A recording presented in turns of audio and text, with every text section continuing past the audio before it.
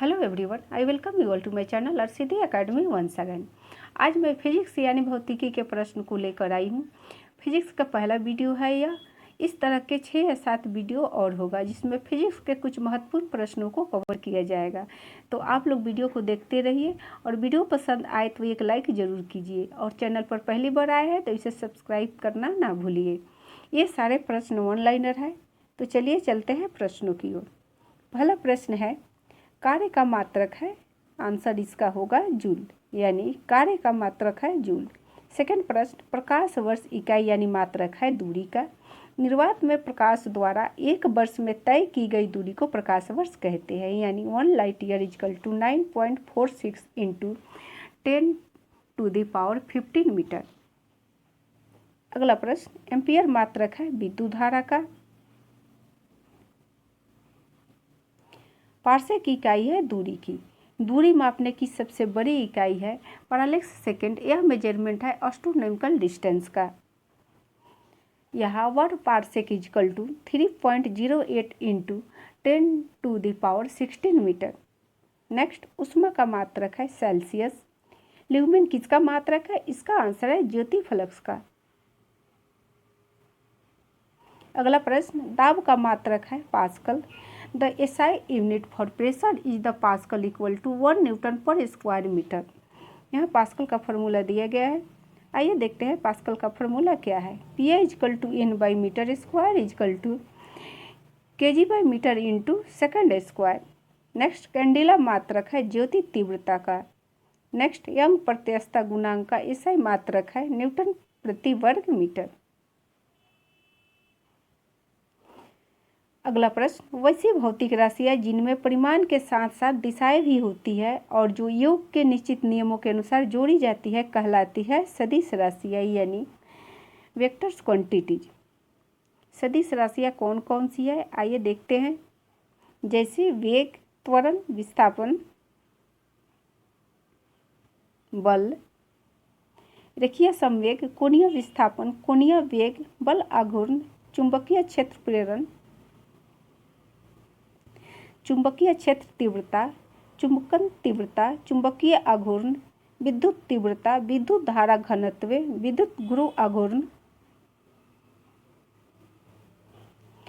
विद्युत घूर्णन, चाल प्रवणता, ताप प्रवणता आदि ये सारे सदिश राशियाँ हैं। वैसी भौतिक राशियाँ जिनमें केवल परिमाण यानी मैग्नीट्यूड होता है, दिशा डायरेक्शन नहीं होती, कहलाती है अदिश राशियाँ यानी स्केलर्स क्वांटिटीज। अदिश राशियाँ कौन कौन सी है? जैसे द्रव्यमान, घनत्व, तापमान, विद्युत धारा, समय, चाल, आयतन, कार्य आदि ये सारे अदिश राशियाँ हैं। अगला प्रश्न है, पदार्थ के संवेग और वेग के अनुपात में कौन सी भौतिक राशि प्राप्त की जाती है? इसका आंसर है द्रव्यमान। नेक्स्ट, शून्य में स्वतंत्र रूप से गिरने वाली वस्तुओं की का इसका आंसर है समान त्वरण होता है। अगला प्रश्न, जब 2 किलोग्राम वाले द्रव्यमान पर 5 न्यूटन का बल लगाया जाता है तो उत्पन्न होने वाला त्वरण होगा। इसका आंसर 2.5 मीटर प्रति सेकंड स्क्वायर। यहाँ प्रश्न में मास यानी द्रव्यमान दिया गया है 2 kg यानी 2 किलोग्राम और लगने वाला बल यानी फोर्स दिया गया है 5 न्यूटन। तो फार्मूला से हमें पता है कि बल इजकल टू होता है द्रव्यमान इंटू त्वरण यानी मास इंटू एक्सेलरेशन। तो यहाँ हम फार्मूला लिख रहे हैं बल इजकल टू द्रव्यमान इंटू त्वरण।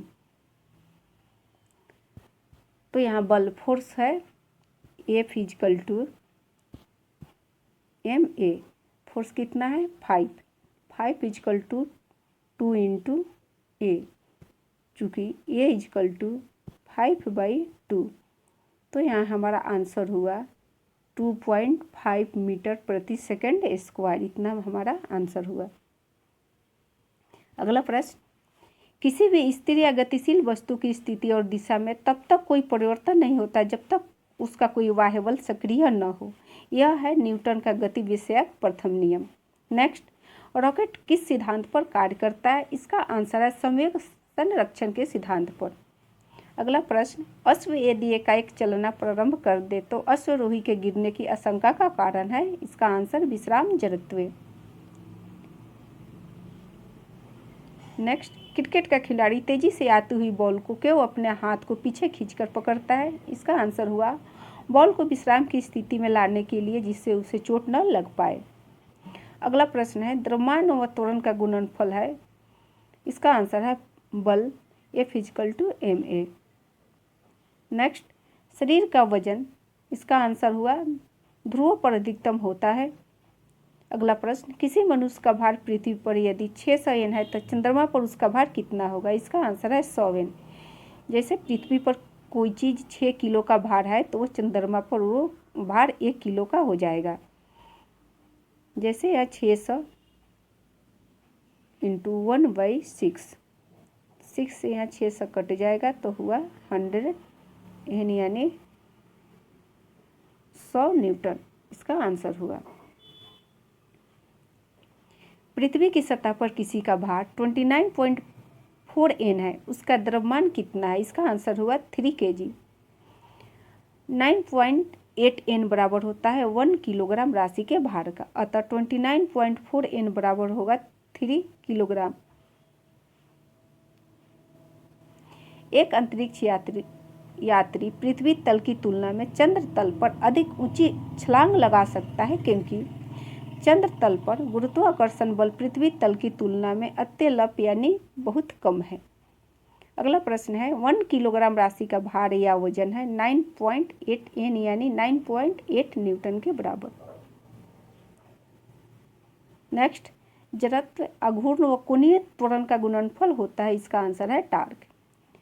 अगला प्रश्न, जल के आयतन में क्या परिवर्तन होगा यदि तापमान 9 डिग्री सेंटीग्रेड से गिराकर 3 डिग्री सेंटीग्रेड कर दिया जाता है? इसका आंसर है आयतन पहले घटेगा और बाद में बढ़ेगा। नेक्स्ट, जब किसी बोतल में पानी भरा जाता है और उसे जमने दिया जाता है तो बोतल टूट जाती है क्योंकि पानी बढ़ने पर फैलता है यानी पानी का आयतन बढ़ जाता है। अगला प्रश्न, सड़क पर चलने की अपेक्षा बर्फ पर चलना कठिन है क्योंकि बर्फ में सड़क की अपेक्षा घर्षण कम होता है। एक नदी में तैरता हुआ जहाज समुद्र में आता है तब जहाज, इसका आंसर होगा थोड़ा ऊपर उठ जाएगा। नदी के पानी की अपेक्षा समुद्र के पानी का घनत्व ज़्यादा होता है इसलिए। अगला प्रश्न है, लोहे की कील पारे में क्यों तैरती है जबकि वो पानी में डूब जाती है? क्योंकि लोहे का घनत्व पानी के घनत्व से अधिक है तथा पारे से कम है। नेक्स्ट, पानी का घनत्व अधिकतम होता है 4 डिग्री सेंटीग्रेड पर। वस्तु की मात्रा बदलने पर अपरिवर्तित रहेगा, इसका आंसर है घनत्व। नेक्स्ट, समुद्र में प्लवन करते आइसबर्ग का कितना भाग समुद्र की सतह से ऊपर रहता है? इसका आंसर है 1/10। बर्फ के 2 टुकड़े को आपस में दबाने पर टुकड़े आपस में चिपक जाते हैं क्योंकि दाब अधिक होने से बर्फ का गलनांक घट जाता है। नेक्स्ट, हवाई जहाज से यात्रा करते समय पेन से स्याही निकलने लगती है क्योंकि वायु दाब में कमी के कारण। अगला प्रश्न, ऊंचाई की जगहों पर पानी 100 डिग्री सेंटीग्रेड के नीचे के तापमान पर क्यों उबलता है? इसका आंसर है क्योंकि वायुमंडलीय दाब कम हो जाता है अतः उबलने का बिंदु नीचे आ जाता है। नेक्स्ट, साबुन के बुलबुले के अंदर का दाब वायुमंडलीय दाब से अधिक होता है। वायु दाब मापी की रीडिंग में अचानक गिरावट इस बात का संकेत है कि मौसम, इसका आंसर होगा तूफानी होगा। प्रेशर कुकर में सब्जियां जल्दी पकाई जा सकती है क्योंकि दाब बढ़ जाने से क्वथनांक बढ़ जाता है। हाइड्रोजन से भरा रबर का गुब्बारा वायु के ऊपर जाकर फट जाता है क्योंकि, इसका आंसर हुआ वायु दाब घट जाता है। अगला प्रश्न है, सूर्य में निरंतर ऊर्जा का सृजन किस कारण होता रहता है? इसका आंसर है नाभिकीय संलयन के द्वारा यानी न्यूक्लियर फ्यूजन के द्वारा। आइए हम साथ ही परमाणु विखंडन यानी न्यूक्लियर फ्यूजन के बारे में जान लेते हैं। न्यूक्लियर फ्यूजन क्या होता है? अक्सर हमें कन्फ्यूजन होता है न्यूक्लियर फ्यूजन और न्यूक्लियर फिजन के बारे में। यह न्यूक्लियर फ्यूजन है जिसे नाभिकीय संलयन कहते हैं और यह न्यूक्लियर फिजन है जिसे परमाणु विखंडन कहते हैं। Nuclear fission occurs in a nuclear power plant where uranium is used for the production of nuclear energy. चाबी भरी घड़ी में कौन सी ऊर्जा होती है? इसका आंसर है स्थितिज ऊर्जा यानी पोटेंशियल एनर्जी। जब हम रबर के गद्दे वाले सीट पर बैठते हैं या गद्दे पर लेटते हैं तो उसका आकार परिवर्तित हो जाता है। ऐसे पदार्थ में पाया जाता है स्थितिज ऊर्जा यानी पोटेंशियल एनर्जी। नेक्स्ट, जब एक चल वस्तु की गति दुगनी हो जाती है तो उसकी गतिज ऊर्जा चौगुनी हो जाती है यानी काइनेटिक एनर्जी। 12 mv²। इसमें v का वैल्यू 2 रखने पर चौगुनी हो जाएगी। साइकिल चलाने वाला मोड़ लेते समय क्यों झुकता है? इसका आंसर है वह झुकता है ताकि गुरुत्व केंद्र आधार के अंदर बना रहे तथा वह गिरने से बच जाए। दूध से क्रीम निकालने में कौन सा बल लगता है? इसका आंसर है अपकेंद्रीय बल यानी सेंट्रीफ्यूगल फोर्स। जब एक पत्थर को चांद की सतह से पृथ्वी पर लाया जाता है तो इसका भार बदल जाएगा परंतु द्रव्यमान नहीं बदलेगा। अगला प्रश्न है, किसी लिफ्ट में बैठे हुए व्यक्ति को अपना भार कब अधिक मालूम पड़ता है? इसका आंसर है जब लिफ्ट त्वरित गति से ऊपर जा रही हो। नेक्स्ट, एक लिफ्ट में किसी व्यक्ति का प्रत्यक्ष भार वास्तविक भार से कम होता है जब लिफ्ट जा रही हो त्वरण के साथ नीचे। नेक्स्ट, पृथ्वी के गुरुत्वाकर्षण का कितना भाग चंद्रमा के गुरुत्वाकर्षण के सबसे नजदीक है? इसका आंसर है 1/6। लोला की कालावधि, इसका आंसर है लंबाई के ऊपर निर्भर करता है। लोला घड़ी या गर्मी में क्यों सुस्त हो जाती है? इसका आंसर है लोला की लंबाई बढ़ जाती है जिससे इकाई दोलन में लगा समय बढ़ जाता है।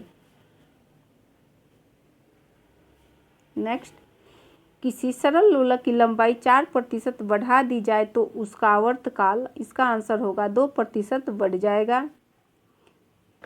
नेक्स्ट, पार्श्व विकृति या अनुदैर्ध्य विकृति के अनुपात के ऋणात्मक मान को कहते हैं पोइसो अनुपात। किसी वस्तु की पार्श्व विकृति तथा अप्रत्यक्ष विकृति के अनुपात के ऋणात्मक मान को पोइसो अनुपात कहते हैं। यह नाम साइमन पोइसो के नाम पर रखा गया है। वर्षा की बूंदें गोलाकार होती है, इसका आंसर है पृष्ठ तनाव या सतही तनाव यानी सरफेस टेंशन के कारण। अगला प्रश्न, तेल दीप की बत्ती में तेल किस कारण ऊपर चढ़ता है? इसका आंसर है किसी तत्व के कारण। अगला प्रश्न है, श्यानता गुणांक की इकाई है पॉइज। टाइप ऑफ विस्कोसिटी, पहला है डायनेमिक विस्कोसिटी और दूसरा है kinematic viscosity. SI unit of dynamic viscosity is pascal second and SI unit of kinematic viscosity metre square प्रति सेकंड। नेक्स्ट, उत्प्लवकता से संबंधित वैज्ञानिक है आर्किमिडीज। महान वैज्ञानिक आर्किमिडीज किस देश से संबंधित है? इसका आंसर है वो ग्रीक से। Archimedes was born in 288 BC in Syracuse and died in 212 BC in Syracuse in Italy, but his nationality was of Greek. And last प्रश्न, ध्वनि तरंगों की प्रकृति होती है अनुदैर्ध्य यानी लॉन्गिट्यूडनल। फ्रेंड्स, हमने फिजिक्स के कुछ महत्वपूर्ण प्रश्नों को आप लोगों को बता दिया है। वीडियो कैसा लगा कमेंट में ज़रूर बताइए। Thanks for watching.